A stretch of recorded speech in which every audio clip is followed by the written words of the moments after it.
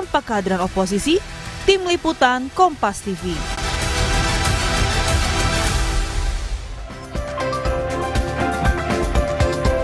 Saudara, usai menerima amnesti dari Presiden Prabowo kepada mantan Sekjen PDIP Hasto Kristianto, Ketua Umum PDIP Megawati Soekarno Putri bilang partainya tidak dalam berada posisi atau koalisi. PDIP mengklaim sebagai partai penyeimbang pemerintah. Lalu bagaimana sebenarnya sikap politik PDIP terhadap pemerintah dan bagaimana sebenarnya kondisi negara demokrasi tanpa oposisi? Kita bahas dengan sejumlah narasumber yang hadir di studio. Analis politik sekaligus Direktur Eksekutif Trias Politika Strategis Agung Baskoro. Selamat pagi Mas Agung. Pagi Mas Badio. Terima kasih sudah bergabung di Dialog Sapa Indonesia pagi hari ini. Dan melalui sambungan daring ada politisi PD Perjuangan Guntur Romli. Selamat pagi Mas Gun Rom. Selamat pagi, Assalamualaikum. Waalaikumsalam, terima kasih Mas Guntur sudah bergabung. Dan juga Wakil Ketua Umum Partai Golkar Ahmad Doli Kurnia. Bang Doli, selamat pagi. Selamat pagi, Assalamualaikum warahmatullahi wabarakatuh. Terima kasih Bapak-Bapak sudah bergabung di Dialog Sapa Indonesia pagi pada hari ini. Saya ke yang baru habis kongres, Mas Guntur Romli. Mas Gun, bagaimana melihat pernyataan Ketua Umum Anda, Ibu Mega? No oposisi, no koalisi, tetapi pernyataan yang disampaikan oleh Ibu Ketua Umum, Ibu Megawati Soekarno Putri, itu merupakan hasil keputusan Kongres ke-6 PDI Perjuangan yang baru saja selesai minggu kemarin di Bali. Sikap tersebut sebenarnya bukan sikap yang baru, hal itu juga sudah direkomendasikan dalam Rakernas ke-5 pada bulan Mei tahun 2024, bahwa PDI Perjuangan mengambil sikap sebagai penyeimbang, check and balances, dan untuk menjaga demokrasi di Indonesia. Jadi sikap tersebut sudah diputuskan jauh-jauh hari, seperti saya sampaikan dalam rekomendasi Rakernas, termasuk juga salah satu dari rekomendasi Rakernas ada meminta Kongres untuk mengukuhkan kembali Ibu Megawati Soekarno Putri untuk menjadi Ketua Umum tahun 2025 sampai tahun 2030. Itu juga hasil dari Rakernas. Jadi ketika sikap bahwa PDI Perjuangan menjadi partai penyeimbang kemudian dikaitkan dengan amnesti kepada Mas Hasto Kristianto, menurut kami itu tidak berhubungan karena sikap itu sudah ditegaskan lebih dulu ya. Terus yang kedua adalah Ibu Megawati juga menyampaikan bahwa kita harus konsisten dengan sistem ketatanegaraan kita yang tidak mengenal istilah oposisi dan koalisi.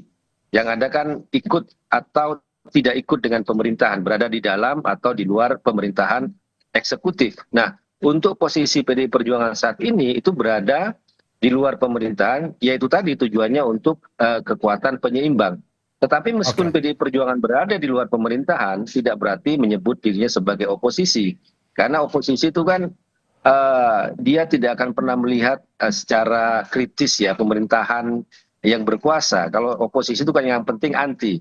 Mau programnya baik apalagi buruk itu harus tetap ditentang, vis-a-vis konfrontatif oposisi terhadap pemerintahan yang berkuasa. Nah, atas dasar dari pertimbangan tadi, maka hasil Kongres ke-6 PDI Perjuangan ditegaskan kembali dari hasil Rakernas ke-5 tahun 2024 bahwa PDI Perjuangan menjadi kekuatan atau menjadi partai penyeimbang. Begitu, Mas. Oke, Mas Gun, berarti ini sebuah sikap juga ya, dalam arti bukan oposisi, bukan koalisi, tetapi berada di tengah, sparring partner ini adalah sebuah sikap ya? Ya, itu kembali tadi ke dalam sistem ketenagaan kita, seperti disampaikan Ibu Megawati itu, bahwa yang tidak mengenal istilah oposisi dan koalisi. Ya, sampai saat ini PDI Perjuangan berada di luar pemerintahan eksekutif, tetapi kami tentu saja memiliki wakil-wakil rakyat yang ada di Senayan, dan juga ditegaskan oleh Ibu Megawati, kalau program Presiden Prabowo itu pro rakyat, pasti itu akan didukung. Tetapi kalau misalnya itu bertentangan dengan Pancasila, dengan amanat penderitaan rakyat, dengan keadilan sosial, dengan hukum yang berkeadilan, nah ini bahasanya Ibu Ketua Umum, kami akan bersuara lantang. Gitu. Sebelum saya ke Bang Doli, Mas Gun, saya ingin lanjutkan, bagaimana Anda menanggapi ada anggapan di luar bahwa sikap politik PDIP mengambang? Setuju atau tidak sebenarnya? Bagaimana Mas? Sikap, ada anggapan di luar, sikap politik PDIP saat ini mengambang. Setuju dengan? Mengambang, disebut dengan abu-abu. Sebenarnya tidak. Ya karena tadi saya sampaikan bahwa itu sesuai dengan sistem ketatanegaraan kita yang tidak mengenal istilah oposisi dan koalisi. Dan kemudian sikap ini kan sudah jauh-jauh hari direkomendasikan dalam Rakernas kelima tahun 2024. Bahwa PDI Perjuangan tidak bergabung dengan pemerintahan, kami berada di luar untuk menjadi kekuatan penyeimbang. Kalau program yang baik ya kita dukung, ya kalau dia bertentangan dengan kepentingan rakyat, pasti kami melakukan kritik. Kan memang fungsinya seperti itu dalam sistem presidensial kita kan. Kalau dalam sistem parlemen mungkin ya di situ ada koalisi, oposisi dan sebagainya. Tapi itu kan tidak dikenal dalam sistem ketatanegaraan kita. Itu Mas yang selalu ditegaskan berulang-ulang oleh Ibu Ketua Umum, oleh Ibu Megawati Soekarno Putri. Oke, saya ke Mas Agung. Bang Doli tahan dulu sebentar. Mas Agung, bagaimana Anda melihat pernyataan Mas Gun? No oposisi, no koalisi ini sebuah sikap yang tetap memberikan kritik juga kepada pemerintah walaupun tetap berjalan bersama pemerintah. Ya, pertama secara politis ini sebenarnya menebalkan fungsi PDIP sebelum Kongres sebagai mitra kritis dan mitra strategis. Walaupun tendensinya lebih kuat sebagai mitra strategis. Dan itu dibuktikan, ya saya ngomong praksis saja, sesungguhnya PDIP lebih udah di dalam sebenarnya. Kita bisa melihat di kabinet ada, walaupun tidak terafiliasi langsung dengan PDIP kader-kadernya, Pak Budi Gunawan sebagai Menko. Kemudian Bu Sri Mulyani sebagai menteri. Yang terakhir Pak Junimat Girsang sebagai dubes. Bu Megawati itu masih ketua pengarah BPIP dan BRIN. Itu kan di dalam seperti itu satu. Secara empirik yang lain di parlemen PDIP mengkritisi tapi minor dan cenderung kalem. Berbanding terbalik ketika Pak SBY dulu di tahun 2004 kemudian sampai 2014. Jadi saya melihat komparasinya secara praksis. Praktek PDIP sebagai penyeimbang ini ya sebenarnya dan sesungguhnya mitra strategis, tapi tone-nya 70-80% mendukung pemerintah, 20% sisanya kritis terhadap pemerintah. Setelah Kongres menurut Anda lebih mendukung lagi dari 70 mungkin ke 80, 90, 10%? Automatically gitu, otomatis. Ini teman tapi mesra, friends with benefit gitu ya. Jadi Bang Guntur aja langsung senyum kan, saya senang. Jadi saya melihat ini penyeimbang ya sedikit banyak lakon yang dilakukan oleh Partai Demokrat di masa lalu, yang ujung-ujungnya kalau Demokrat 9 bulan sebelum pemerintahan SBY berhenti, AHY masuk sebagai Menteri Agraria dan Tata Ruang. Nah kalau ini 9 bulan pasca Presiden Prabowo berjalan, bahkan sebelumnya PDIP sudah masuk di dalam sebagai penyeimbang, seperti itu. Tadi Mas Guntur sudah menyinggung terkait dengan amnesti kepada Pak Hasto. Menurut Anda, apakah jika kemarin amnesti itu tidak ada ataupun ada, ini petanya akan berubah? Apakah Kongresnya keputusannya akan berubah atau bagaimana? Mempengaruhi Kongres nggak sebenarnya? Sesungguhnya tidak terlalu ya, karena hadiah-hadiah politik dari Gerindra dan PDIP ini terus berlangsung. Ya dari awal misalkan tatip DPR, MPR tidak diotak-gatik sama Pak Prabowo dan koalisi, itu kan hadiah juga Mbak Puan jadi ketua DPR. Sampai pada momen amnesti diberikan kepada Mas Hasto, juga ini sebuah momen luar biasa sebagai bentuk penghargaan Presiden Prabowo bahwa ya kalau kita beroposisi ataupun sebagai penyeimbang ya kami menghormati itu, sama-sama mulia ini. Tapi ini kan menurut saya luar biasa apresiasinya karena mengguncang nalar semua analis dan mungkin sebagian kalangan bahwa kok begini ya tiba-tiba ada tidak pernah mengira ya, tidak pernah mengira ada amnesti bahkan abolisi seterusnya. Jadi saya melihat bahwa relasi antara PDIP Gerindra, PDIP dengan koalisi pemerintahan bahkan presiden ya sejauh ini ya tadi teman tapi mesra, hangat, intim, dalam, dan kita akan menunggu apakah habis amnesti dan abolisi ada reshuffle yang menambah kader-kader utama atau bahkan non kader masuk lagi ke kabinet. Tinggal nunggu apakah menterinya bertambah, Menko-nya bertambah, atau ada dubes bertambah, atau yang terbaru wakil menteri plus komisaris yang bertambah seperti itu. Nah ini yang kita tunggu tuh reshuffle ini yang. Tapi kita akan bahas. Tapi saya ke Bang Doli dulu. Bang Doli, Partai Gerindra sendiri setelah pernyataan Ibu Mega mendukung pemerintahan itu berterima kasih kepada Ibu Mega. Begitu pula dengan Partai Golkar kah melihat seperti ini? Berterima kasih karena dukungan pertama untuk pemerintah atau bagaimana?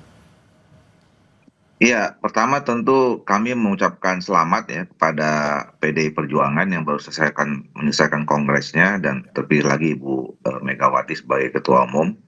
Yang kedua, saya kira apa yang menjadi keputusan Kongres dan juga apa yang disampaikan dalam pidato Bu Mega itu sesuatu yang menurut saya sudah on the track ya. Kenapa? Tadi sudah dijelaskan juga oleh Pak Guntur bahwa kita ini kan menganut sistem pemerintahnya sistem presidensial gitu.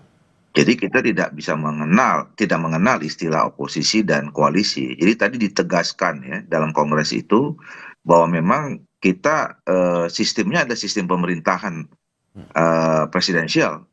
Nah, posisi-posisi yang ada dalam sistem presidensial itu adalah pertama di luar atau di dalam pemerintahan.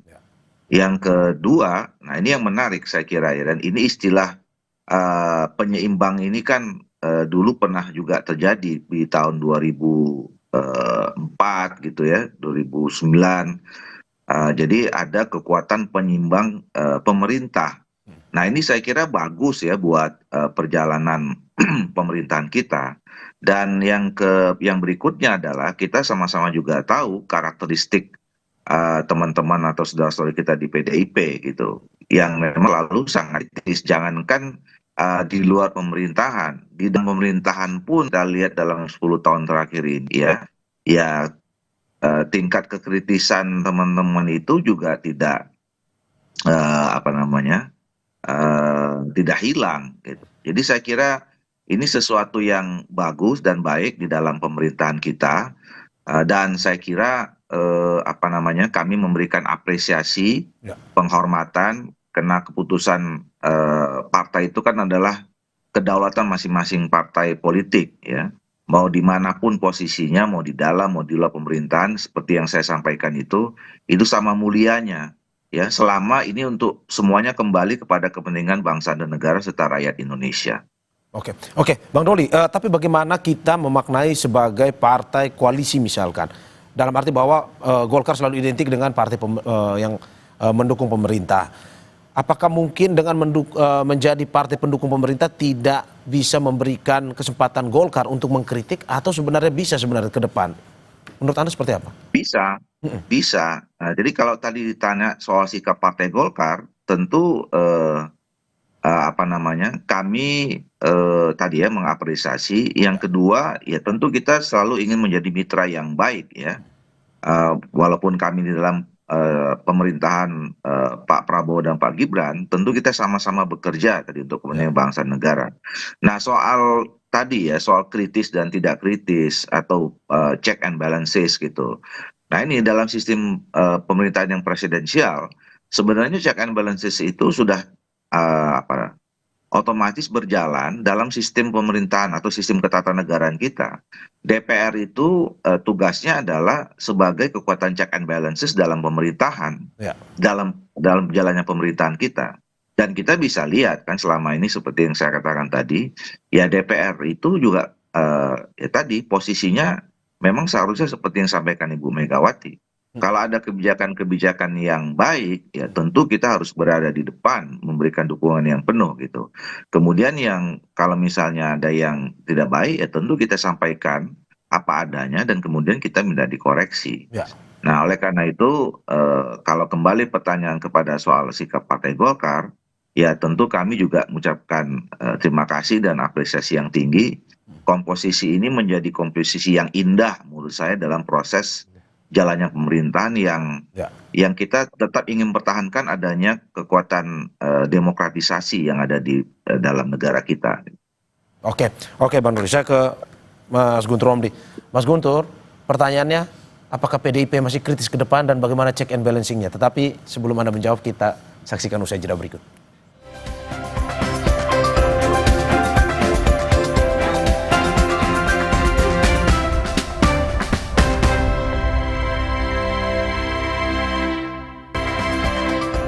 Terima kasih masih di Sapa Indonesia Pagi bersama saya Mario Saron dan sejumlah narasumber saya. Ada analis politik sekaligus Direktur Eksekutif Trias Politika Strategis Agung Baskoro, melalui sambungan daring politisi PD Perjuangan Guntur Romli dan Wakil Ketua Umum Partai Golkar Ahmad Doni Kurnia. Saya ke Mas Guntur. Mas Guntur, pertanyaannya langsung saja to the point. Apakah PDIP masih kritis saat ini? Dan bagaimana check and balancingnya? Oh iya, tentu saja. Kalau program-program yang disampaikan oleh Ibu Megawati tadi, kalau programnya Presiden Prabowo itu bertentangan dengan amanat pendirian rakyat, dengan Pancasila, dengan keadilan sosial, dengan hukum yang berkeadilan, menurut disampaikan oleh Ibu Megawati bahwa kami akan bersuara lantang.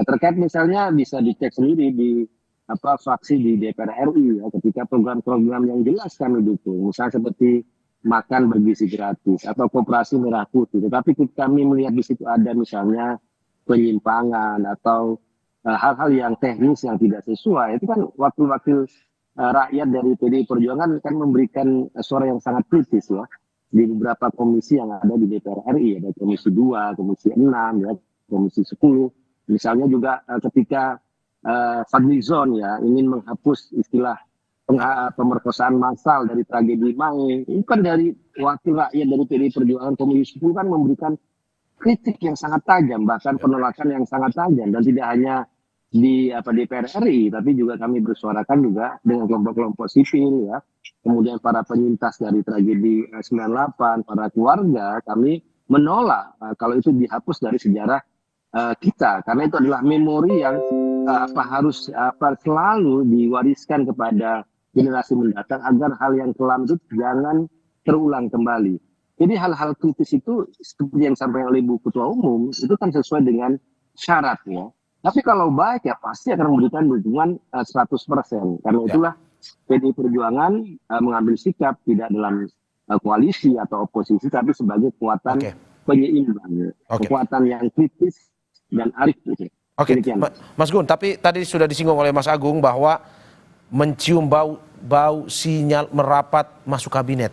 Dari PDIP sendiri, kalau misalkan ada tawaran seperti itu, apakah membantu pemerintah nih tetap berada di luar sambil memberikan sparring partner itu, atau masuk juga ke dalam sambil tetap memberikan kritik? Kita membaca sikap dari Ibu Ketua Umum, kemudian juga putusan Kongres itu kan jelas kekuatan penyeimbang, posisinya itu di luar pemerintahan. Kami tidak mau berandai-andai persoalan itu. Tetapi seperti disampaikan oleh Pak Doki tadi, bahwa kita bisa berkontribusi terhadap bangsa dan negara ini dimanapun posisi kita. Bahwa kalau masuk kabinet pemerintahan untuk berkontribusi ya, tapi kan kami juga di luar sebagai kekuatan penyeimbang, memberikan kritik, memberikan masukan yang konstruktif. Itu kan juga bagian dari kontribusi terhadap bangsa dan negara ini. Jadi kami tidak mau berandai-andai. Tapi pada intinya, Ibu Megawati adalah seorang pemimpin yang memegang ideologi, konsistensi. Beliau adalah seorang leader ya, bukan dealer. Leader pemimpin. Kalau dealer itu kan sangat transaksional, apapun kepentingan itu selalu dinegosiasikan. Nah, Ibu Megawati tidak seperti itu. Contohnya seperti saya katakan tadi, bahwa hasil Kongres ke-6 PDI Perjuangan itu sama dengan Rakernas ke-5 tahun 2024, bahwa PDI Perjuangan sebagai kekuatan penyeimbang. Oke, sebelum saya ke Mas Agung, singkat Mas Gun, bagaimana Anda melihat hitung-hitungan seperti apa yang akhirnya membuat PDIP mengambil sikap seperti ini? Tadi politisasinya ataupun secara politis tidak, kalau misalkan kata Mas Gun tadi, Mas Agung juga bilang bahwa amnesti buat Pak Hasto sebenarnya tidak terlalu mempengaruhi. Hitung-hitungannya seperti apa? Ya, karena kami melihat masa depan bangsa ini bahwa tidak semua kekuatan itu harus masuk dalam suatu pemerintahan bersama-sama. Kan harus ada mekanisme check and balances ya, meskipun dalam sistem menenaga virus yang Pak Dovi itu ya ada DPR, ada komisi-komisi independen, tapi kan tetap kekuatan politik di luar pemerintahan sebagai kekuatan penyeimbang itu kan harus ada. Karena kalau itu semua kekuasaan itu berpusat kemudian bersatu, ini kan disebut dengan oligarki kekuasaan, ini kan berbahaya. Bahwa kekuasaan tanpa ada penyeimbang, jelas bahwa power tend to corrupt and absolute power corrupt absolutely. Corrupt absolutely. Itu jelas bahwa kalau sampai kekuasaan sangat berpusat ya, itu bahaya sekali, bisa merusak ya, bukan begitu. Oke, saya ke Mas Agung. Mas Agung, kalau Anda melihat tadi hitung-hitungan politiknya seperti apa? Pak, juga misalkan suara akar rumput menjadi penentu dalam keputusan PDIP untuk bisa pada akhirnya menjadi sparring partner ketimbang oposisi full, koalisi full. Iya, persis Mas. Karena DNA PDIP ini kan sebenarnya ketika sudah kalah pilpres, dia di luar sebagai oposisi, biasanya begitu. Dan dalam beberapa hal saya melihat posisi penyeimbang ini kalau bicara dalam kasus dan konteks Demokrat itu sebenarnya banyak dirugikan. Dan PDIP sebenarnya sedikit banyak sudah menapaki kerugian itu ketika di Pilpres kemarin terhimpit dengan dua narasi besar. Perubahan dan keberlanjutan. PDIP di tengah, perbaikan. Dan di tengah ini nggak enak nih, dihimpit dua-duanya. Demokrat kemarin juga sebagai penyeimbang juga akhirnya suara di Pileg itu turun. sangat drastis ya, akhirnya stagnan di 7-an persen. Nah, saya khawatir kalau misalkan PDIP mengambil posisi penyeimbang ini tanpa memikirkan 2029, konsekuensinya akan dalam gitu. Ada kekhawatiran kemarin PDIP dalam tanda petik diancam 7% misalkan. Itu bisa saja terwujud tapi tidak sepenuhnya, mungkin tidak 7%, mungkin ya volatilitas suara kesini kan semakin stabil, bisa jadi turun ya maksimal 3-4%. Kalau misalkan tidak dalam posisi yang tegas dan jelas sebagai misalkan ya oposisi atau koalisi ataupun koalisi dalam tanda petik. Saya mau bilang bahwa sparring partner ini justru membahayakan PDIP untuk di 2029 nanti maksudnya. Persis, karena dalam banyak tadi temuan Demokratnya turun suaranya. PDIP kemarin di Pilpres di tengah sebagai membawa narasi perbaikan juga nggak menang capresnya seperti itu. Karena DNA PDIP ini ya jelas tuh, tegas. Kalau nggak di dalam, di luar. Di tengah-tengah ini biasanya Bang Doli yang nyaman nih, atau Demokrat ya. Jadi apa ya istilahnya ya sambil mengayun lah, berselancar di antara dua karang gitu ya. Ya PDIP nggak gitu karakternya yang saya tahu. Tapi mungkin karena situasi dan kondisi hari ini ya itu bisa saja berubah kan, menyesuaikan. Tapi ini bisa jadi masukan juga bahwa posisi ini tidak ideal buat grassroots dan basis laten PDIP yang selama ini melihat PDIP itu seterang matahari terbit sikapnya. Oke, saya ke Bang Doli. Bang Doli, bagaimana kalau dari Golkar sendiri? Apakah memang hitung-hitungannya akan seperti apa kalau misalkan untuk mengambil sikap pada akhirnya mungkin tiba-tiba secara drastis Golkar memilih untuk oposisi atau Golkar memilih untuk menjadi penyeimbang seperti PDIP? Apakah memang menghitung hitung-hitungan politik di 2029 atau juga mendengar dari akar rumput atau seperti apa Golkar ini? Iya, kalau Golkar sekali lagi sebenarnya tidak pernah di tengah. DNA-nya Golkar atau karakteristik Golkar itu selalu berada di dalam pemerintahan. Ya. Kami adalah partai yang berdoktrin pembangunan ya, karya kekaryaan gitu. Jadi selalu kita ingin sangat terlibat dengan program-program pemerintah ya, secara langsung karena memang kami dilahirkan dengan DNA seperti itu. Nah, dan dan itu memang kami tunjukkan beberapa kali dalam perjalanan pemerintahan di bawah kepemimpinan presiden siapapun gitu. Nah, jadi memang selalu dalam posisi seperti itu. Nah, makanya saya katakan tadi ketika saudara-saudara kita di PDIP dalam mengambil posisi seperti ini, ya ini sudah on the track di dalam DNA-nya masing-masing. Ya, jadi nah kalau kita lihat pengalaman juga sebetulnya mungkin koreksi sedikit, ya kita belum tahu juga sebetulnya apa yang akan terjadi pada next pemilu dan seterusnya. Kalau kita lihat dalam posisi PDIP misalnya, ya kemarin di 2014-2019 ya, di dalam posisi sebagai kekuatan penyimbang juga. Jadi saya selalu menggunakan lebih tepat di Indonesia ini ya kekuatan penyimbang atau kemudian berada atau di luar di pemerintahan ya. Karena juga kita kalau menegaskan dalam posisi yang di oposisi ya, satu memang secara teori tidak ada, yang kedua juga sebetulnya dalam prakteknya nggak oposisi amat juga sebetulnya. Jadi yang paling penting itu adalah kita objektif saja ya. Kalau misalnya ada ada kebijakan pemerintah yang tidak sesuai dengan kepentingan bangsa negara Indonesia, tentu kita harus mengkritisinya, mau di dalam maupun mau di luar. Memang pasti lebih keras suara yang berada di luar pemerintahan gitu. Tetapi saya kira kita juga melihat ada program-program yang baik, walaupun selama ini PDI menyatakan posisinya dulu seperti waktu zamannya Pak SBY di luar, tapi atau menyatakan oposisi sekalipun pada saat itu ya. Tapi kalau ada kegiatan yang bagus, mereka teman-teman ini dukung juga, gitu. Nah, itu memang itu yang tepat menurut saya, gitu. Oke, saya ke Mas Gun. Mas Gun, tadi ada analisis bahwa dengan posisi seperti ini, seperti tidak menguntungkan sebenarnya bagi PDIP untuk 2029. Tanggapan Anda seperti apa? Ya kalau kita melihat perjalanan sejarah dari PDI Perjuangan tahun 2004, 2009. Itu kan juga menjadi kekuatan penyeimbang, tetapi kan pada tahun 2014 suara PDI Perjuangan itu kan naik ya. Meskipun dalam posisi dia berada di luar pemerintahan. Jadi tinggal menurut kami ya, yang penting itu bagaimana kita meyakinkan ke masyarakat bahwa itu masyarakat menurut saya nggak akan senang juga kalau kita mengambil sikap oposisi yang apapun harus ditolak meskipun itu program yang baik. Menurut saya masyarakat juga nggak akan suka sikap seperti itu. Makanya bagi kami yang penting itu apa dasar dari mendukung atau menolak suatu program. Ya kalau ditegaskan dari Ibu Ketua Umum kan jelas. Kalau dia bertentangan dengan Pancasila, dengan keadilan sosial, dengan hukum yang berkeadilan, dengan amanat pendirian rakyat, itu pasti kami bersuara lantang. Tapi kalau programnya bagus, programnya baik, ya apa alasan juga untuk menentang? Ya kita kan juga harus mendukung.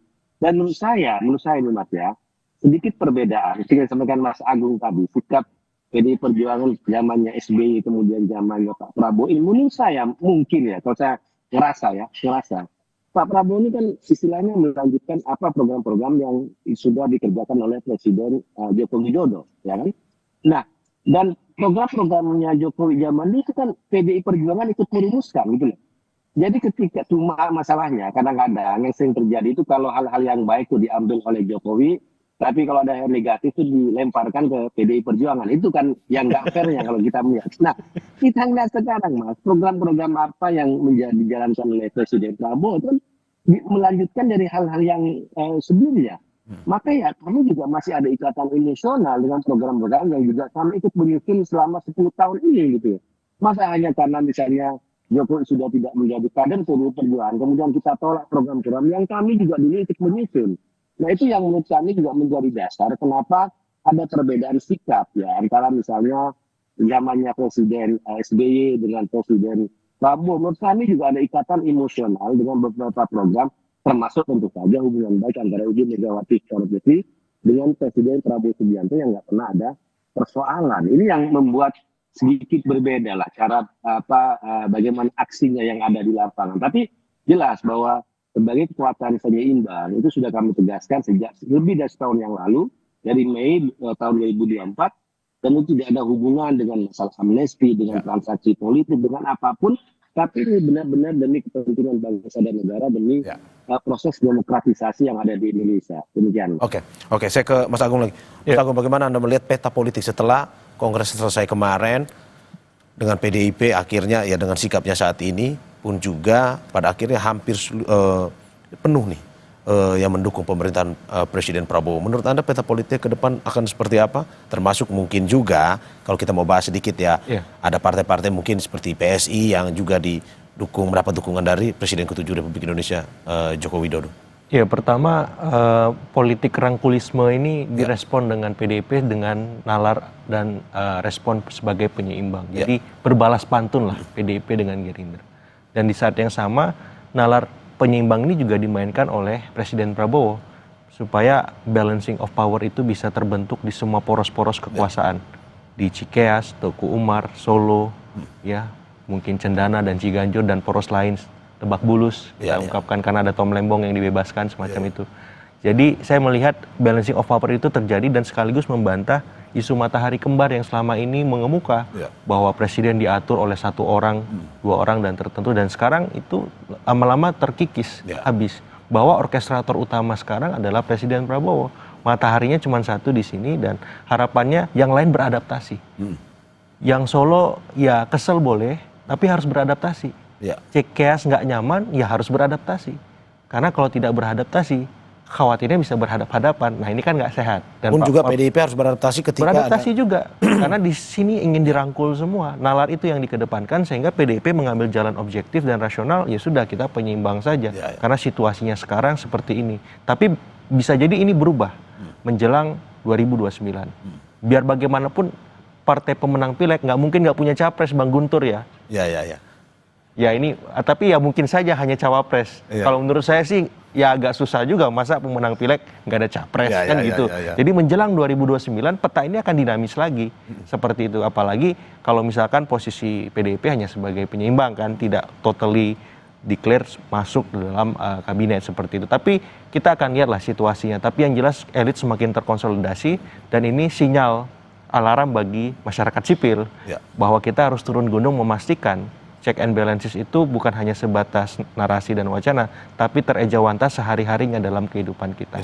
Oke, saya ke Bang Doli. Bang Doli, bagaimana Anda melihat dengan setelah usai Kongres PDIP mendukung, apakah mungkin dari Golkar sendiri sudah melihat bahwa sepertinya di pemerintahan Presiden Prabowo Gibran akan ada peta politik yang berubah, atau bagaimana menurut Golkar? Ya, sebenarnya kan putusan dari atau sikap dari PD Perjuangan pasca Kongres ini kan tidak jauh-jauh amat dari apa yang sudah pernah disampaikan sebelumnya ya. Di dalam Rakernas tadi disebutkan oleh Pak Guntur kan juga hampir sama sebetulnya. Ini penguatan saja. Jadi situasinya tentu tidak akan banyak berubah ya. Nah, tentu kami yang berada sebelumnya di dalam pemerintahan tadi memberikan apresiasi karena ini memperkuat dalam pertama, tentu ini akan menambah kekuatan stabilitas politik kita yang memang kita perlukan di dalam melaksanakan program-program secara lebih konkret ke depan dalam pemerintahan Pak Prabowo dan Pak Gibran ini. Tetapi yang tadi saya katakan indah, walaupun kita membutuhkan stabilitas politik, tapi kita juga mempunyai kekuatan yang kritis juga, ya, kritis di dalam konteks konstitusional dan sistem ketatanegaraan kita yang tadi presidensial itu. Jadi walaupun misalnya tidak berhadapan gitu ya, tapi ada kekuatan kritis yang memang sesuai dengan sistem pemerintahan presidensial kita. Itu yang saya kira bagus dan baik, tentu kita ini akan jaga. Gitu. Oke, saya ke Mas Gun. Mas Gun, katanya harus banyak beradaptasi juga kalau memang mendukung pemerintah ini. Apa adaptasi yang mungkin akan dilakukan PDIP mendukung pemerintah pun juga kritis terhadap program-programnya? Ya, beradaptasi dalam hal yang bersifat strategis, bersifat teknis, ya PDI Perjuangan itu bisa. Tapi kalau terkait dengan prinsip-prinsip berkenegaraan dan konstitusi dengan Pancasila itu, PDI Perjuangan nggak akan pernah bisa beradaptasi dengan hal-hal seperti itu. Karena itu kan bagian dari perjuangan kami untuk menjaga konstitusi ya. Adaptasi dan hal strategis. Ya. Makanya saya sebutkan tadi, melihat programnya itu apakah bisa kita dukung atau tidak. Ya kan? Jangan asal beda, jangan asal menolak. Itu kan masyarakat nggak suka, orang nyinyir gitu kan. Ini program bagus gitu, tapi dinyinyirin, masyarakat nggak suka. Makanya kami juga melihat secara lebih arif lah, lebih kritis. Mana sih yang perlu kami dukung, tapi mana yang harus kita kritisi bersama-sama. Nah di situ PDI Perjuangan ingin memainkan posisi strategis tersebut ya. Tapi itulah yang kami bisa lakukan sebagai bagian dari panggilan sejarah dari PDI Perjuangan. Kami pernah berada di luar pemerintahan, kami pernah berada di dalam pemerintahan, dan segala risiko itu harus dihadapi, dan kami sudah belajar dari masa lalu terkait pilihan-pilihan politik tadi. Gitu. Oke, berarti, Mas Gun, berarti tidak terlalu jauh berbeda ya sebenarnya dengan pemerintahan Pak SBY waktu itu ya. Maksudnya dalam arti tetap ada check and balancing-nya, tetap jalan walaupun berada di luar waktu itu. Sebenarnya berbeda, karena kami sampai sekarang masih di luar. Ya mungkin dari gayanya saja yang berbeda, seperti disampaikan tadi bahwa ada hal yang sangat ikatan emosional dengan beberapa program, dengan pribadinya Presiden Prabowo Subianto dengan Ibu Ketua Umum, itu yang membuat mungkin gayanya saja yang berbeda. Tapi pilihan kami di luar pemerintahan itu sama, Mas. Tetap menjadi kekuatan penyeimbang begitu. Oke, Mas Agung, bagaimana Anda melihat ini, bahwa apakah memang untuk menjadi penyeimbang ini hanya PDIP yang bisa, sedangkan partai lain mungkin ya kesusahan juga kalau menjadi penyeimbang itu, atau sebenarnya partai lain juga mungkin punya kesempatan yang sama, kemampuan yang sama untuk bisa menjadi penyeimbang seperti PDIP? Ya politik etisnya, karena partai-partai yang masuk ke dalam kabinet ini sudah banyak dapat jatah, Mas. Ya, dan mereka ada di posisi di mana kebijakan itu dibuat. Jadi kalau mereka mau berselancar untuk ya tadi ya memilih sebagai penyeimbang dalam artian mengkritisi juga di program yang mereka buat sebagai misalkan menteri, wakil menteri dan seterusnya, agak ambigu seperti itu. Tapi kalau mungkin di luar program yang mereka buat, partai lain yang membuat bisa saja dikritisi seperti itu. Karena ya ini kan hal wajar supaya program itu semakin baik dan sempurna. Dan dalam posisi ini ya PDIP lebih diuntungkan. Karena dia bisa bermain di area manapun, arena manapun. Di eksekutif ya dapat jatah, tapi juga bisa mengkritik. Di legislatif bisa mengkritik, tapi juga ada gonogini dalam tanda petik semacam itu. Jadi sebenarnya di level kekuasaan PDIP diuntungkan, tapi di level grassroots tunggu dulu. Ya publik tidak melihat pembeda, khawatirnya dengan partai-partai yang ada di kekuasaan, karena PDIP tadi sikapnya yang selama ini terang dan jelas itu kini abu-abu, kini lebih banyak setujunya misalkan ketimbang tidak setujunya. Nah ini kan publik yang selama ini menjadi basis konstituen PDIP juga butuh beradaptasi melihat sikap PDIP yang baru ini, dan harapannya ini juga bisa membuat semua pihak menjadi lebih dewasa dalam berpolitik, bahwa semua hal dinamis, kadang beda kadang sama, ya publiknya juga jangan baper gitu. Sehingga apa, demokrasi kita semakin berkualitas. Oke. Seperti itu. Bang Doli, terakhir, apa sama-sama partai senior, apa mungkin yang Anda bisa sampaikan terkait dengan PDIP ini ketika ingin bergabung, apa yang perlu dilakukan? Tetaplah kritis, tetaplah memberikan apa ya, kritik-kritik yang membangun bagi pemerintah, atau bagaimana sebenarnya ketika PDIP sudah memberikan pernyataan bahwa tetap mendukung pemerintahan Prabowo? Ya tentu semua partai politik harus dalam posisi yang sama ya. Sebagai partai politik ya, bahwa kalau ada kebijakan pemerintah yang baik gitu ya, kita akan dukung bukan hanya 100%, 1000% gitu. Tetapi kalau sudah ada program-program atau visi yang sudah menyimpang dari dari kepentingan bangsa, negara dan rakyat kita, ya tentu kita sama-sama mengkritisinya gitu. Nah ini yang saya kira posisi sama bukan hanya PDI dan Golkar, tetapi juga sama partai-partai politik yang lain. Dan jangan lupa saya kira bahwa rakyat kita semakin hari semakin cerdas, semakin melek politik gitu ya. Jadi kalau kita salah-salah menangkap aspirasi dan kepentingan rakyat, tentu partai politik atau kita sendiri yang akan mengalami kerugian, kira-kira begitu. Oke, Bang Guntur, terakhir terkait dengan apa yang menjadi sikap PDIP seperti ini, apa yang mungkin saja yang ingin dikritisi ke depan terkait dengan program-program pemerintah dan bagaimana bisa sama-sama membangunnya itu? Ya, kalau kami kan tetap ingin menjaga proses demokratisasi, check and balances di Indonesia ini agar kekuasaan itu kan tidak terpusat kepada suatu partai atau suatu sistem saja. Ini bisa menjadi alarm yang berbahaya ya, bagi masa depan kalau hilangnya check and balances. Makanya PDI Perjuangan mengambil sikap itu, ya, karena juga sesuai dengan sistem kenegaraan kita. Dan itu juga bisa disebut dengan oposisi. Kami sebagai kekuatan penyeimbang, kalau program itu baik, ya kami dukung. Kalau program itu bermasalah, tentu kami akan memberikan masukan dan kritik-kritik yang juga tajam. Ya contohnya misalnya tentang RUU Pilkada ya. Tahun lalu yang kami juga ikut memberikan penolakan dan kritik yang sangat tajam, dan itu juga didengar, kemudian digagalkan. Itu kan salah satu contoh bagaimana kami mengambil sikap yang tegas. Atau kami juga memberikan koreksi-koreksi terhadap kebijakan-kebijakan pemerintah. Jadi kami benar-benar ingin melihat sikap politik ini berdasarkan pertimbangan-pertimbangan yang kami bangun dari logika-logika dan juga data-data yang valid. Jadi bukan asal beda, asal mendukung, tapi benar-benar berdasarkan kepentingan rakyat di atas segala-galanya. Begitu, Mas. Oke, terima kasih politisi PD Perjuangan Guntur Romli atas apa yang disampaikan. Sebelumnya ada Wakil Ketua Umum Partai Golkar Ahmad Doli Kurnia dan juga Direktur Eksekutif Trias Politika Strategis Agung Baskoro. Terima kasih Bapak-Bapak apa yang disampaikan, semoga bisa memberikan masukan kepada negara. Yang penting sama-sama membangun negara ini. Terima kasih sekali lagi, sehat-sehat selalu.